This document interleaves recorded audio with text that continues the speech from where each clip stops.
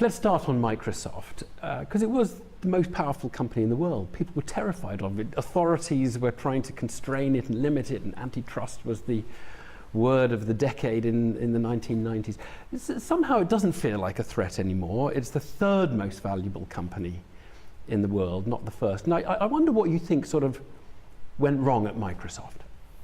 Well, I think, quite frankly, to be here 43 years after our inception, competing, quite frankly, with a lot of new competitors in new fields, being the third largest market cap company is not shabby at all. I would sort of say, as somebody said to me, you know, if you're not Don Bradman, but retiring with an average of over 60 is not bad. I kind of look at it and say, what I care the most about at Microsoft is, are we doing things that make sense for us? In other words, they fit with our mission, sense of purpose. And that's different than a lot of others who may even have higher market caps. We're not a marketplace. We're not we're all about building platforms and tools. Right. But you, in the book, you concede that Microsoft didn't fall off the rails, but it drifted a little bit away from focus and its central purpose. So something went wrong at Microsoft. Right. In fact, if anything, that's the reason why I even went through this process was to go back and really look at what are the things that we got right and what are the things we got wrong, and then amplify that context that helped us get things right. That's really whether it's I'm a journalist, so I want to know what went wrong, because that's not, so tell us what went wrong. I think one of the things that happens when you achieve success is this beautiful lock between the product you create or the concept, the capability you have around that particular product, and the culture. They all reinforce each other, and you have this amazing virtuous cycle. And then ultimately, anything that is a product or a concept runs out of gas. There's no such thing as a perpetual motion machine. You have to reinvent yourself, or you have to come up with a new concept. That's when culture will matter, because if the culture fights new capability building and the new concept, you're not going to get to it. Right. In our case, you can just imagine, I mean, the kind of success Microsoft had is not ordinary. So we did develop a bit of, hey, the hubris that comes with it, which is we became more of a know-it-all versus the learn-it-all. So we needed to rediscover, hey, what made us in fact great. Let's get back to that, and then let's push ourselves. We're not going to catch every wave, but we've caught a lot of waves. Yeah. But Steve Jobs was, I mean, brilliant at that, always thinking about the next thing and always reinventing. I mean, Apple, it's just extraordinary how he took it, isn't it, compared to, say, a Microsoft. Look, we're different companies, and we have very different businesses, different business models. Our identities are different. We've always, in fact, built software for the Apple platforms, whether it was Macintosh or iOS now. I don't look at what he did. I mean, Apple's history is also pretty interesting. Therefore, we've not had those ups and downs. If anything, I think we've managed to make sure that we can make progress, even if we miss a trend or two. Have we caught a trend or two? And so we're just different. Mm-hmm. You came in a couple of years back. You take over Microsoft. You've spotted that there's sometimes little fiefdoms that are competing with each other rather than collaborating with each other. There's a little bit of complacency in places. So you want to change this company. You want to bring in a different culture. And the word that sort of comes out of your book is empathy. Now tell us what empathy means in business and why it isn't just a kind of apple and motherhood and apple pie. See, to me, if you say what is innovation and what's the core of our business, it's meeting unmet, unarticulated needs of customers. That's what we have to do every day. There's no way we're going to do any of that if you can't get behind the words even of customers and what they're telling you. You've got to be able to have that intuition, which I believe comes from having that empathy, the deeper sense of empathy. Now, the interesting challenge of developing that intuitional sense is you just can't go to work and say, let me switch on the empathy button and listen to customers. At least I have found through my own personal experience that it's life's experiences that teach you empathy. I at least was not born with some innate empathy. It is what happened through life that I've developed increasing sense, I believe, and every day I have to push myself to develop some more. And that to me is core to innovation, because in some sense, when you think about what is the product you want to create, you want to do that intersection between knowing what technology can do, but more importantly, what customers may love. That to me is at the core of business. And you talk in the book movingly about your son, born disabled.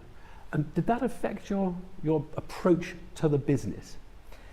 For sure. In fact, the hardest part of writing this book was to look back and to see what were those hit refresh moments for me personally. Clearly, the birth of my son, who has cerebral palsy, was one such, and perhaps the most profound one. I mean, I was 29 years old, my wife and I were only children, we were all getting ready for the first son of ours. Even an hour before he was born, we were more concerned about the nursery or what would happen in our weekends, and then everything changed. And I watched my wife, in fact, take to her responsibility in terms of caring for him and going from therapy to therapy for multiple years, whereas I was ruining the fact that why did this happen to us? Why did it happen to me? And it's only through watching her that I ultimately realized that nothing had happened to me. In fact, something had happened to my son and what I needed to do to step up. And clearly that realization and changed me as who I was at work, whether with colleagues, as a leader. And that's why I sort of think that empathy is something that you just have to listen to your own life's experiences, but realize that this is not just about you do it in your life, but I think it's at the core of your business as well. And when you originally got the job at Microsoft back in the early 90s, it was interesting because you were asked a test question about what to do with a baby. Just tell us what happened there. That's right. It was after 8 hours of interviews at Microsoft where you were asked to solve all these algorithms on screen, and you do all of that, and the last question by the last interviewer was, what would you do if you find a baby on the street who's fallen? And so I thought, wow, this is some trick question that I didn't learn about, and there must be some very interesting algorithm I missed. And I think about it for a few minutes, and then I say, I'll call 911. The interviewer gets up and walks me out, and he says, when you see a baby on the street fallen, you pick them up and hug them. And so I thought I'd completely blown it, but I did eventually get the job. But it's one such moment where I reflected you learned on that empathy is right. I was single at the time. Obviously had not sort of really understood what the immediate reaction is. Right. But it's one of those. Right. So now a lot of people will say, if they read the book, they'll say empathy. What a great word! We want all businesses to be empathetic. We want all business people to be sensitive and to think about society and customers. What we observe in the real world is business. Big business, businesses like Microsoft, held in some disdain and quite a lot of suspicion, that there's a sense that these businesses are forces that need to be contained and restrained. Let's just take some examples, because, for example, the role of search engines, and you have a search engine, Bing, the role of search engines in aiding people, finding material that might tell them how to make a bomb, for example. What do you think society should do to stop the likes of you providing safe spaces for terrorists? I mean, this is a very practical concern at the moment.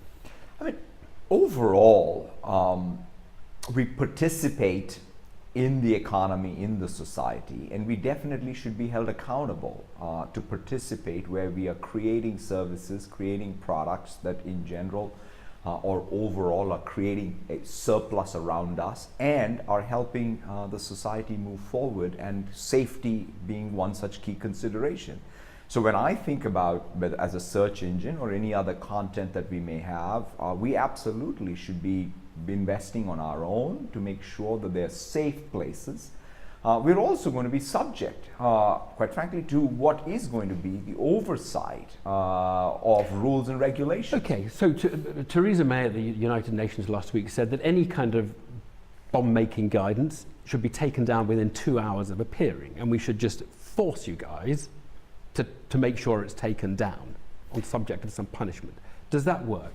The thing that we need really is some stability of a framework of law. See, here's kind of where I come out on all of this. If you look at even our warrant case that we are fighting against the government of the United States, which has to do with, again, national security as well as privacy. You'll need to just explain the case. Right. The case really is about data that is stored in the Irish data center that is being requested. The government is asking in the United States access to that data. And our goal, our responsibility is to protect the privacy of that data for either whether it's an individual or an organization. And we need to be very clear that that's what we are going to do unless there is a court order that is legal, that has been issued, and we can be transparent about it. So to me, what we need really is not just in the UK or not just in the US, but we need some new equilibrium, because the internet is global and information does flow. So we need a new law or a new framework of laws that creates some stability versus everyone being arbitrary about it. Right, so firstly it needs to be international and, if you like, some sort of harmonized arrangement so everybody knows. That's and correct. it is not piecemeal across jurisdictions. But it sounds from what you're saying that it is helpful if we force you to do things rather than asking you to do them politely. We can say, would you please give us the data? And you'll say, well, that's not a certain enough kind of regulatory position to take. You force us, you pass a law, and we'll do what you say. And that makes me think, But let's just talk about what does it mean to force. Because ultimately, any government that wants to force something needs to think through what they're really forcing. Because ultimately, progress is only made if you have trust on all sides. So by overreaching by a government, you might in fact sacrifice some of the most timeless values that you care deeply about, like privacy of your citizens. So therefore, being very careful and being very principled, and especially for a democracy, for these things to be actually debated, so that the framework of laws balance out things that we value. It sounds like you're saying transparency is good. So you might need to forego some of my privacy if a government requests that with a court order, but it needs to be transparent. Absolutely. We don't want you kowtowing to governments, but we want you to cooperate with governments. China is a difficult case, isn't it, for you? You're big in China. You own LinkedIn, which is big in China and has been criticized for kowtowing to the Chinese government. Tell me about how you deal with China. And are you really transparent in the way you deal with China? There's a special government edition of Windows 10, Chinese government edition of Windows 10. Can you tell me how that differs from all the other editions of Windows 10? In China, again, we operate in 190 plus countries. There's very different laws in all of these countries, and we are subject to them. So we are not somehow excluded. If you want to participate in China, you have to participate through Chinese laws. Right, but Twitter, Facebook, Snapchat, these are not participating in China. Well, LinkedIn and Microsoft are. Look, I don't want to speak to what others' choices are and whether it's their choice or it's the choice of the Chinese government. You may want to ask them. But I'll tell you what we think about, whether it's LinkedIn or any of our properties. We really are trying to conform to the laws while also being principled in what we will do and not do. There are certain services that we don't operate in China because we believe that what we have to do is earn the trust of end users, and privacy and certain things are more important than participating in China. So we make those decisions. When we are a platform and an infrastructure provider, so we're not just a consumer internet company. Primarily, even LinkedIn is more of a finding of jobs and really creating networks around skills. Very different identity than any other general communications tool. So we look at how can we participate, create surplus in any economy that we participate in. Do you lose sleep over this one though? Because LinkedIn, the conversations in the West that people have on LinkedIn are uncensored, and in China they are to some extent censored. Now you can say, well, people wouldn't be talking politics on LinkedIn anyway. It's a professional platform. but actually they might, and they can't in China because you kowtow to the Chinese government. Do you at least lose sleep over this? I can see that it's obviously an enormous market and very profitable, but do you at least lose sleep over the kind of dilemma of kowtowing to a non-democratic government? Look, at this point, for me to pass judgment on people's governments is just out of place. One of the key things we have to respect is the sovereignty of countries and their forms of government, while being principled on what is it that you value. And to sort of take some Western attitude towards some particular set of forms of government and spring it on the rest of the world may not serve us well at this time when we need to come together as a global community, is my view. I mean, more generally, there is obviously this issue about the relationship, particularly between the internet giants and governments. I think a lot of governments feel the internet giants are bigger than the nations that are trying to regulate them. I wonder if just a couple of examples that might be interesting to hear your view on. Uber, for example. London says, we're taking away your license, we don't like the way you're behaving, you can't operate in London. When you hear something like that, do you think, yeah, this is one up for kind of public authorities taking on a big out-of-control internet giant? Or do you think this is a Luddite authority just trying to hold back the tide of technology? You know, it's very hard for me to comment on the specifics of Uber and what's happening there. But overall, do I feel that, for example, when I operate in a country, let's take the United Kingdom, I have to be very clear when I come here that I can see evidence of us increasing small business productivity, public sector efficiency, or large business competitiveness of the multinationals out of the UK. Unless and until I can really say, well, our participation here is in fact creating success around us, there is nothing stable about our business. And our conduct in doing all of that also has to be top class. So therefore, I kind of look at it and say, well, we got the privilege to participate in a country only if you're creating value, and you're able to do that by holding the values that the society in that country are, hold paramount. Let me take another very specific issue which has caused enormous public concern, which is the taxes that large intellectual property companies like yours end up paying. The Amazons of the world really virtually pay no tax in places like the UK. Lots of companies, including Microsoft, use various devices to channel sales through Ireland, where the tax rate is lower, and in complicated ways avoids some of the taxes that might otherwise be paid.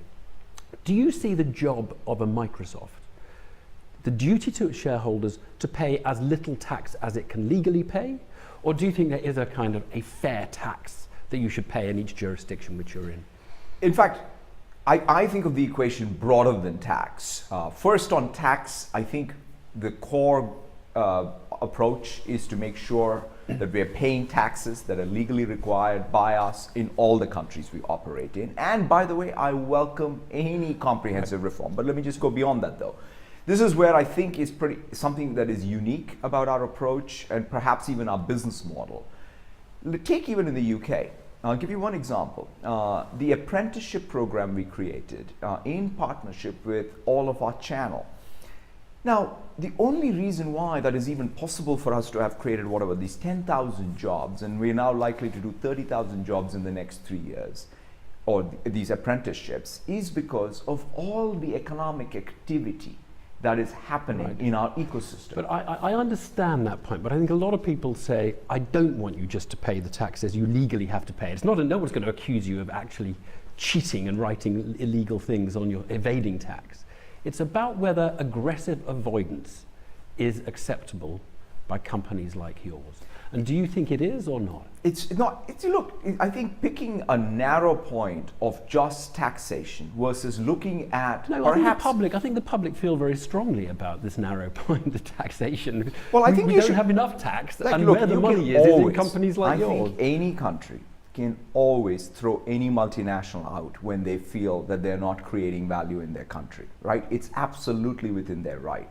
So the key question is, what is it that they will use as criteria for making that decision? Okay. So I would submit that you should evaluate multinationals, but how much surplus have they created in your country in totality? And if it is adding value to your country, you let them operate. If you don't, then you shouldn't. Okay. There has been a backlash. We've talked about some of the specific issues, but you know there's a sort of backlash against globalization, neoliberal economics, the way the world has been operating and the triumph of Silicon Valley over the last 20, 30 years. Does it feel to you like we're at the end of an era, that Trump represents, if you like, a turning point, and Brexit represents a turning point away from an era? I clearly think that we can all learn that beautiful virtuous cycle that we had, where there was productivity growth, there was economic growth because of that productivity, which then led to wage growth. That led for the very wealthy, but more for the very wealthy than everybody else. So that's exactly right. At least the entire virtuous cycle, which was all the way from productivity to economics to wage to total equity, is not working as well as it did. So let's now start saying, okay, what are all the challenges? You could say, you know what, productivity, we still probably need it, because that's what's going to be key to economic growth. But the fact that economic growth is not equitable growth is the message, whether it's the Brexit message or the message in the United States. I think corporations like ours and everyone else has to go address all of the issues that globalization have led to, where within the country there have been people who have been left behind. In fact, one of the things that we're doing in the United States, we did these TV white space programs in Africa, in Asia, trying to bring broadband connectivity to the last mile, where there was market failure, essentially, because there was no telecommunications company willing to take broadband to those locations. Lo and behold, we find that right outside some of our largest data centers in the United States, there's no broadband connectivity. And so now we are working again to really make sure that we can create these low-cost connectivity solutions. Because if connectivity is something that at least gets people to education and health and on the path. I'm hearing that you accept some of the forces that have led to the disenchantment or backlash against globalization. Does Trump specifically scare you or inspire you? I've had a chance to meet with President Trump twice, once before his inauguration and once after, along with a lot of my industry colleagues. And we had conversations ranging from the importance of immigration to United States, as well as our need to invest in digital infrastructure and all the other infrastructure, and because of American competitiveness. These are very similar to the conversations I had with the previous administration and the conversations I would have with any head of state. So I think elected officials, leaders of countries have very similar concerns everywhere, which is, especially from a multinational company or a Silicon Valley or a tech company, is what we talked about, which is exactly how are you helping the overall economic growth and economic prosperity in our country. We need to be very articulate and also be tangible in what we're doing. And then at the end of the day, we have to work with the governments to really get action. You're excited in the book by the fourth industrial revolution. A whole lot of technology is coming down the road. They'll mesh together, whether it's quantum computing or all the other areas on which progress has been made.